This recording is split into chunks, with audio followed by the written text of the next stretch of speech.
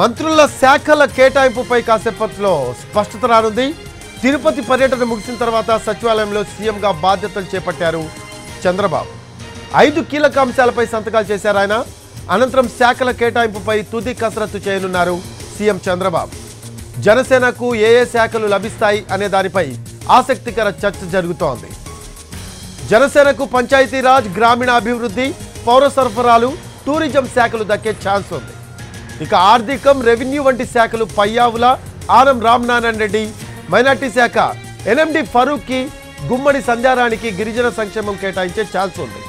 CM Chandrababu తుది కసరత్తు పూర్తయ్యాక శాఖల కేటాయింపుపై జీవోలు విడుదల చేయనున్నారు.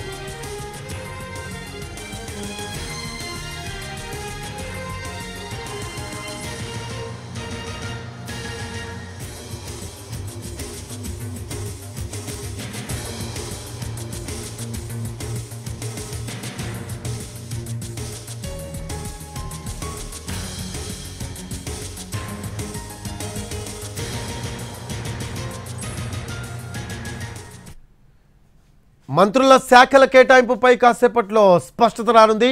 తిరుపతి పర్యటన ముగిసిన తర్వాత సచివాలయంలో సీఎంగా బాధ్యతలు చేపట్టారు చంద్రబాబు నాయుడు. 5 కీలక అంశాలపై సంతకాలు చేశారు ఆయన. అనంతరం శాఖల కేటాయింపుపై తుది కసరత్తు చేయనున్నారు. జనసేనకు ఏ శాఖలు లభిస్తాయి అనే దానిపై ఆసక్తికర చర్చ జరుగుతోంది. దీనికి సంబంధించిన లేటెస్ట్ అప్డేట్స్ అందించడానికి మా కరెస్పాండెంట్ పిఎంఆర్ లైవ్ లో అందుబాటులో ఉన్నారు. పిఎంఆర్, మంత్రుల శాఖల కేటాయింపుపై కాసేపట్లో స్పష్టత వచ్చే అవకాశం ఉన్నట్టు మనకు సమాచారం అందుతోంది. ఈ రోజు ఏమైనా క్లారిటీ వచ్చే అవకాశం ఉందంటారా దీని మీద?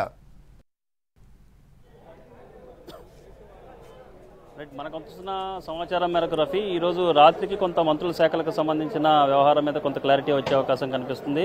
దాదాపు ఒక అభిప్రాయానికి వచ్చినప్పటికీ తుది కసరత్తు ఇంకా చేపట్టాల్సి ఉన్న పరిస్థితిలో ఉన్నట్లుగా మనకి అధికారిక వర్గాల నుంచి వస్తున్న సమాచారం మేరకు, అలాగే పార్టీ వర్గాల నుంచి వస్తున్న సమాచారం మేరకు తెలుస్తుంది. ప్రధానంగా చూసుకుంటా ఉంటే ఎవరికైతే శాఖలు కేటాయించాలనుకున్నారో ఆ అంశాలకు సంబంధించి గత నిన్న ఇవాళ మధ్యాహ్నం కూడా కొద్దిపాటి కసరత్తు జరిగింది. సో ఆ తర్వాత చంద్రబాబు నాయుడు, ఏపీ సీఎం చంద్రబాబు నాయుడు సెక్రటేరియట్కి వచ్చారు, బాధ్యతలు నిర్వహించారు, 5 ఫైళ్ల మీద సంతకాలు పెట్టారు.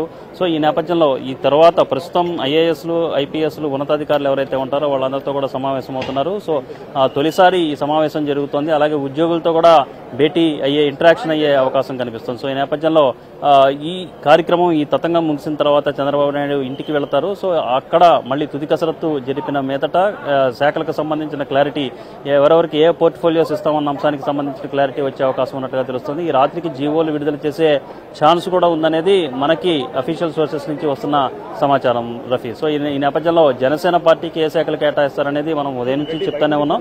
సో జనసేనకు ఏ శాఖలు కేటాయిస్తారన్న అంశానికి సంబంధించి ఒక ఉత్కంఠత అయితే నెలకొని ఉన్న పరిస్థితి కనిపిస్తుంది.